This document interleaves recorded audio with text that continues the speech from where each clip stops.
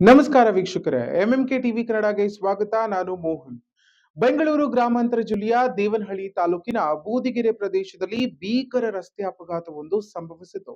ಒಬ್ಬ ವಿದ್ಯಾರ್ಥಿ ಸ್ಥಳದಲ್ಲೇ ಸಾವನ್ನಪ್ಪಿದ ಘಟನೆ ನಡೆದಿದೆ. ತಡರಾತ್ರಿ ಬೂದಿಗೆರೆ ಬಾಗ್ಲೂರು ರಸ್ತೆಯಲ್ಲಿ ಪಲ್ಸರ್ ಬೈಕ್ ವಿದ್ಯುತ್ ಕಂಬಕ್ಕೆ ಡಿಕ್ಕಿ ಹೊಡೆದ ಪರಿಣಾಮ ಈ ದುರ್ಘಟನೆ ನಡೆದಿದೆ. ಅಪಘಾತದಲ್ಲಿ ಮತ್ತೊಬ್ಬ ವಿದ್ಯಾರ್ಥಿಗೆ ಗಂಭೀರ ಗಾಯಗಳಾಗಿದ್ದು, ಈ ಕುರಿತು ಚನ್ನರಾಯಪಟ್ಟಣ ಪೊಲೀಸ್ ಠಾಣೆಯಲ್ಲಿ ಪ್ರಕರಣ ದಾಖಲಾಗಿದೆ. ಇನ್ನಷ್ಟು ವರದಿ ಇಲ್ಲಿದೆ.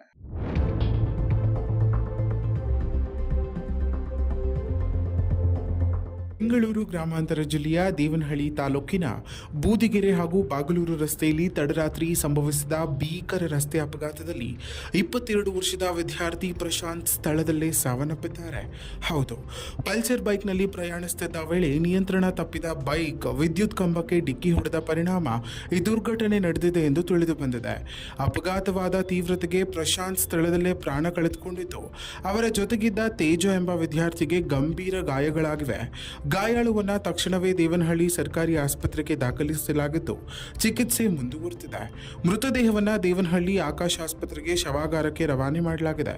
ಘಟನೆಯ ಕುರಿತು ಚನ್ನರಾಯಪಟ್ಟಣ ಪೊಲೀಸ್ ಠಾಣೆಯಲ್ಲಿ ಪ್ರಕರಣ ದಾಖಲಾಗಿದ್ದು, ಪೊಲೀಸರು ಹೆಚ್ಚಿನ ತನಿಖೆಯನ್ನ ನಡೆಸುತ್ತಿದ್ದಾರೆ. ಇನ್ನಷ್ಟು ಹೆಚ್ಚಿನ ಮಾಹಿತಿಗಾಗಿ ನಮ್ಮ ಎಂಎಂಕೆ ಯೂಟ್ಯೂಬ್ ಚಾನೆಲ್ ಅನ್ನು ಸಬ್ಸ್ಕ್ರೈಬ್ ಮಾಡಿಕೊಳ್ಳಿ.